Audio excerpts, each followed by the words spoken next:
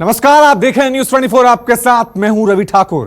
किसान आंदोलन अपने चरम पर है। लगातार किसान आंदोलन के साथ लोग जुड़ते ही जा रहे हैं। ऐसे में आंदोलन के दौरान खाने पीने से लेकर बाकी चीजों का इंतजाम करना एक बड़ी चुनौती है, लेकिन देश के अन्नदाता इस चुनौती को बड़ी आसानी से पार कर रहे हैं। ना तो खाने की दिक्कत है, ना ही कपड़े धोने की, और ना ही थकान के बाद मसाज लेने की। मसाज के लिए मशीन तक लगा दिए गए हैं देश की अन्नदाता के लिए। ਅਸੀਂ ਆਪਦੇ ਹੱਕ ਮੰਗਣ ਆਏ ਆ। ਇਹ ਬੀਬੀਆਂ ਹੱਕ ਮੰਗਣ ਆਈਆਂ ਨੇ। ਅਸੀਂ ਆਪਦਾ ਹੱਕ ਲੈਣਾ ਆ।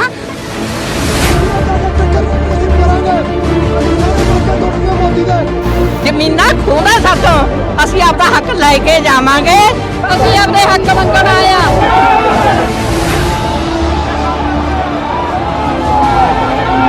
अजय रहना जितना चेर ये फैसला नहीं पड़ता उनसे जाएंगे नहीं।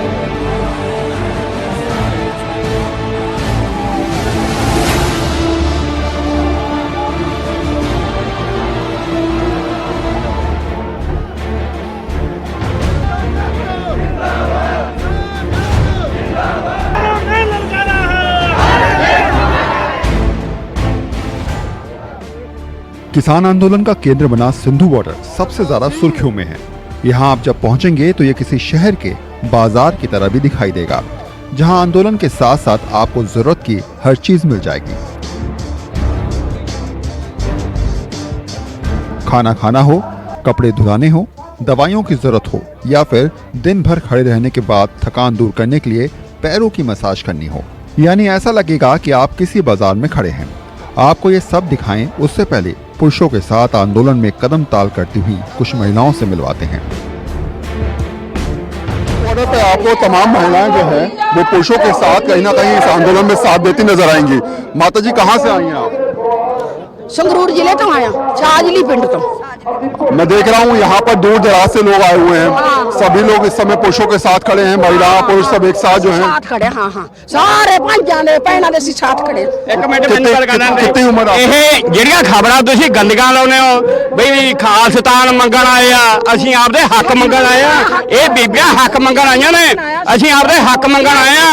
ਤੁਸੀਂ ਗਲਤ ਖਬਰਾਂ ਨਾ ਲਾਓ। ਸਾਨੂੰ ਪੰਜਾਬ 'ਚੋਂ ਫੋਨ ਆਉਂਦੇ ਆ ਬਈ ਇਹ ਕਹਿੰਦੇ ਆ ਮੀਡੀਆ ਤੇ ਬਈ ਖਬਰਾਂ ਹੁੰਦੀਆਂ ਨੇ ਬਈ ਇਹ ਖਾਲਸਤਾਨ ਮੰਗਣ ਆਉਂਦੇ ਆ। ਕੌਣ ਖਾਲਸਤਾਨ ਮੰਗਣ ਆਉਂਦਾ? ਤੁਸੀਂ ਗਲਤ ਖਬਰਾਂ ਨਹੀਂ ਲਾਉਣੀਆਂ। ਮਾਤਾ ਦੀ ਲੈ ਖਬਰ। माता जी उम्र कितनी है आपकी? ਉਮਰ ਮੇਰੀ 65 साल। 65 साल है। हाँ। और कितना मुझे लग रहा हूँ मैं देख रहा हूँ कि वहाँ से आप चलते हुए आ रही हैं और थक नहीं रही है कहीं ਹਾਂ भी। ਹਾਂ ਬਹੁਤ ਚਸਦਾ। ਅਸੀਂ ਆਪਦਾ ਹੱਕ ਲੈਣਾ ਆ। ਮੋਦੀ ਨੇ ਕਾਲੇ ਕਾਨੂੰਨ ਬਣਾ ਕੇ ਸਾਡੇ ਜਾਇਦਾਦਾਂ ਤੇ ਸਾਡੇ ਬਾਪ ਦਾਦੇ ਨੇ ਜਿਹੜੇ ਸਾਨੂੰ ਸਮਾਈਆਂ ਨੇ ਉਹਨਾਂ ਤੇ ਹੜੱਪ ਕਰਨਾ ਚਾਹੁੰਦਾ ਹੈ। ਹਾਂ ਅਸੀਂ ਬੈਠਾਂਗੇ ਸਾਰਾ ਕੁਝ ਸਾਡੇ ਲਈ ਹੈਗਾ, ਹੱਕ ਲੈ ਕੇ ਨਿਬੜ ਜਾ ਵੇਚਣੇ ਅਸੀਂ ਗੱਲ ਕਰਨ ਆਏ ਤੇ ਇਹਨੇ ਸਾਡੇ ਸੜਕਾਂ ਤੇ ਟੋਏ ਪੱਟੇ ਵੀ ਇਹਨਾਂ ਨੂੰ ਦੇਖ ਕੇ ਮਾਰਾਂਗੇ। ਅਸੀਂ ਭੈਣ ਦੇ ਕੜਾ ਮੈਨੂੰ ਅਸੀਂ ਨਾ ਵੋਟਾਂ ਪਾਈਆਂ, ਅਸੀਂ ਕਾਹਦੇ ਵਾਸਤੇ ਜਿਤਾਇਆ ਸੀ ਉਹ ਸਾਡੀ ਹੱਕ ਲੈ ਕੇ ਜਾਵਾਂਗੇ। ਅਸੀਂ ਜਾਂਦੇ ये देखिए पैर में प्लास्टर है, पैर में प्लास्टर है, लेकिन उसके बाद भी लगातार बेचारी पैदल चलते हुए आ रही है। ਗੋਬਿੰਦ ਸਿੰਘ ਦੀ ਅੰਸ਼ ਵੰਸ਼ ਸੀ। ਅਸੀਂ ਛੋਟੇ ਮੋਟੇ ਨਹੀਂ ਹੈਗੇ, ਅਸੀਂ ਗੁਰੂ ਤੇਗ ਬਹਾਦਰ ਦੇ ਪਰਿਵਾਰ ਆ। ਸਾਡਾ ਗੁਰੂ ਤੇਗ ਬਹਾਦਰ ਆ ਬੈਠਾ ਆ ਸੀਸ ਕਟਾ ਲਹਾਇਆ ਆ ਬੈਠੇ ਅਸੀਂ। आंदोलन में बुजुर्ग की तादाद काफी ज्यादा है। सुबह से शाम तक खड़े रहकर नारे लगाते हुए ये काफी थक जाते हैं। ऐसे में यहीं पर लंगर लगाने वाली खालसा नाम की संस्था ने इनके पैरों को आराम देने के लिए फुट मसाज मशीन ही लगवा दी है, जिसके बाद लोग लाइन लगाकर अपने पैरों की मसाज करवाते हैं और अपनी थकान उतरवाते हैं। इस किसान आंदोलन ने देश में एक एकजुटता की एक अलग पहचान साबित करी है, और शायद यही वजह है कि यहाँ पर तमाम लोग जो भी यहाँ पर आ रहा है उसको देखकर दूसरे लोग भी सेवाभाव में नजर आ रहे हैं। फिलहाल यहाँ पर आप देखेंगे कि मसाज के लिए, पैरों की मसाज के लिए एक मशीन्स लगाई गई हैं। कई सारी मशीनें आपको नजर आ रही होंगी, और इन मशीनों के पीछे उद्देश्य इस बात का है कि लगातार सुबह से लेकर शाम तक जो लोग हैं, जो किसान हैं, वो खड़े रहते हैं, नारेबाजी करते हैं, आंदोलन में शरीक रहते हैं, और शाम को जब वो थक जाते हैं तो वो रिलैक्स होने के लिए इन मशीनों का सहारा ले सकते हैं। ये भी सेवाभाव के लिए की गई है, और निश्चित तौर पे इन मशीनों से बहुत ज़्यादा लोगों को फ़ायदा भी मिला है, और तमाम लोग दूर दराज से आकर इन मशीनों का प्रयोग भी कर रहे हैं। तो फिलहाल कुछ लोगों से बात करेंगे। सर, कहाँ से आए हैं आप यहाँ पर? पंजाब से। पंजाब से आए हैं। तो इस मशीन से कितना ज़्यादा फायदा हुआ, कितना रिलैक्स महसूस करते हैं? पूरे दिन तो नारेबाजी करनी होती है, आंदोलन में शरीक होना पड़ता है, और उसके बाद शाम को या दोपहर में अगर इस तरीके से आपको मशीन में थोड़ा बहुत रिलैक्स मिल जाए तो कितना फायदा मिल जाता है? बहुत फायदा हो जाता है। जैसे ना आधा दिन जैसे फ्रेश होगा तुरते हैं जैसे तुरे वाला आधा दिन हो गया, 5 किलोमीटर वॉक कर ली, समझ ले। ऐसे यहाँ तो जैसे सुबह उठ रिलैक्स होकर उठते हैं ना, ऐसे हो जाता है भाई ਇਹ ਇੱਥੇ ਉਹ ਬੰਦੇ ਨੇ ਮੰਗਾਇਆ ਉਹਦਾ ਠੀਕ ਹੋ ਜਾਂਦਾ। अच्छा, ਹਾਂਜੀ ਮੈਂ ਤਾਂ ਆਇਆ ਵੀ ਠੀਕ ਹੋ। पैरों में दर्द हो रहा था इसलिए यहाँ पर आ गए। ਹਾਂਜੀ ਹਾਂਜੀ ਹਾਂਜੀ ਹਾਂਜੀ। उधर तो देखो लत्ता विंगियाँ हो गई बेचारे की, मेरी भी ये लत्त विंगियाँ हो कितनी गई। उम्र है आपकी लगभग? आपकी है 65 साल की। 65 साल के आप। हाँ। तो आंदोलन में तमाम जो लोग दूर दराज से आए हैं, बुजुर्ग आए हुए हैं, आपको लगता है कि जो स्थिति बनी है, जो परिस्थितियां बनी हैं, ऐसे में अभी और दिन रुकना पड़ेगा और इस प्रकार की जो चीज़ें हैं वो आपको आराम देंगी और शायद रुकने में मदद देंगी?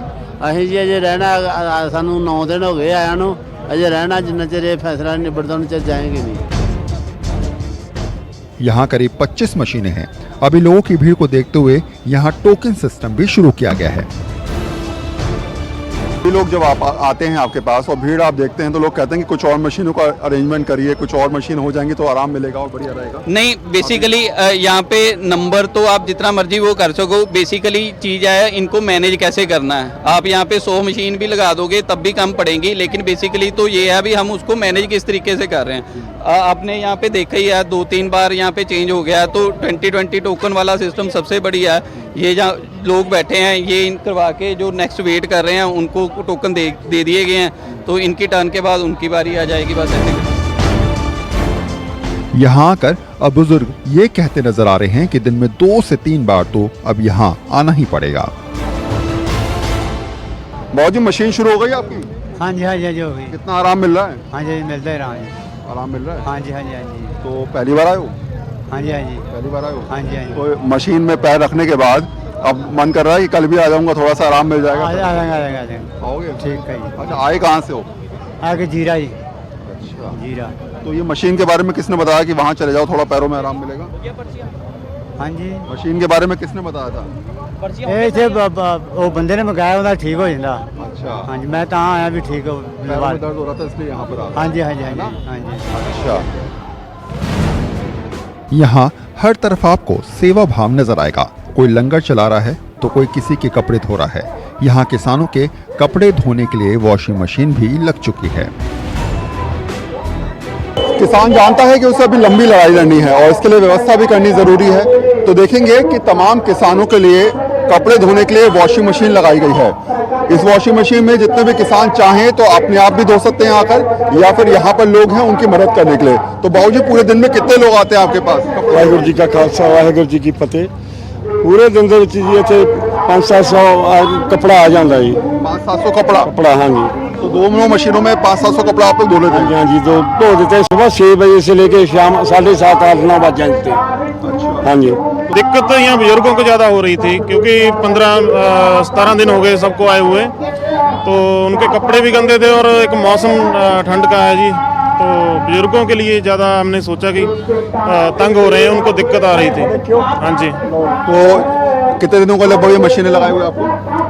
3-4 दिन हो गए जी आज। 3-4 दिन। हाँ। तो जब आप आए होंगे तो एकदम से सबके चेहरों पे खुशी आ गई होगी कि चलो ये कपड़े धोने का इंतजाम हो गया। बिल्कुल जी बिल्कुल। लोग जैसे जा रहे हैं ना, देख के वहाँ से रुक के फिर वापस आते हैं, तो अपने अपने कपड़े लेके आते हैं उठा के, जहाँ भी उनकी ट्राली खड़ी है जहाँ रहते हैं।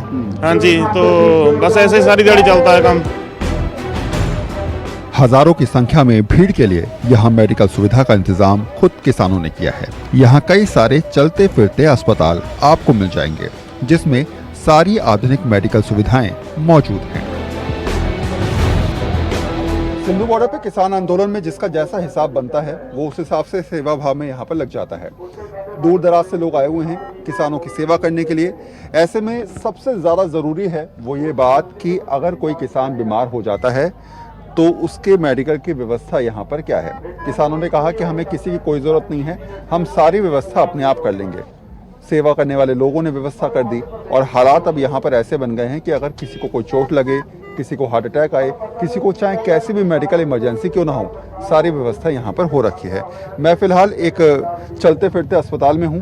चलता फिरता अस्पताल में इसलिए कहूँगा कि यहाँ पर जो भी मरीज़ आता है उसकी व्यवस्था के लिए यहाँ पर सारे इक्विपमेंट मौजूद रहते हैं। मेडिकल जितनी भी फैसिलिटीज़ हैं वो यहाँ पर मौजूद रहती हैं और तमाम मशीनों के ज़रिए जो भी ज़रूरत उसको होती है वो उसकी ज़रूरत को पूरा किया जाता है। साथ साथ ये लोग मुफ्त में दवाइयाँ भी बांटते हैं। जैसे यानी कि मेडिकल टेस्ट करने के बाद इनको लगता है कि इन दवाइयों की ज़रूरत है तो उन दवाइयों को भी ये लोग फ्री में बांटते हैं। तो जो भी सेवा भाव की इनकी स्थिति होती है ये कहीं ना कहीं करते नज़र आते हैं। तो पहला सवाल मेरा आपसे ये है सर कि यहाँ जो हालात बने हुए हैं, हज़ारों की संख्या में लोग हैं, लगातार दूर दराज से आ रहे हैं, आपके पास रोज़ाना कितने मरीज़ आते हैं अपना इलाज कराने? हमारे पास यहाँ रोजाना 200-300 से ज़्यादा ही आ जाते हैं, क्योंकि किसी को कोई पेन हो रही है, किसी को कुछ हो रहा है, ब्लड प्रेशर, शुगर वगैरह। तो वैसे हमारे पास यहाँ हर एक तरह की फैसिलिटी अवेलेबल है। किसी भी तरह का हार्ट अटैक या कुछ भी होता है, इरेगुलर हार्ट बीट, उसके लिए हमारे पास सभी कार्डियक मॉनिटर भी है, कार्डियक डिफिब्रिलेटर भी है। तो हर तरह की ECG मशीन भी है, हर एक तरह की फर्स्ट एड हम यहाँ दे सकते हैं। जैसे जैसे आंदोलन आगे बढ़ रहा है, लोगों को आंदोलन में शामिल होने के लिए भोजन की व्यवस्था पहले से ज्यादा रफ्तार से की जा रही है। लुधियाना से आए लोगों ने भाप से 40 मिनट में 3000 लोगों का खाना तैयार करने वाली मशीन लगाई है। यह मशीन लोगों के आकर्षण का केंद्र बन गई है।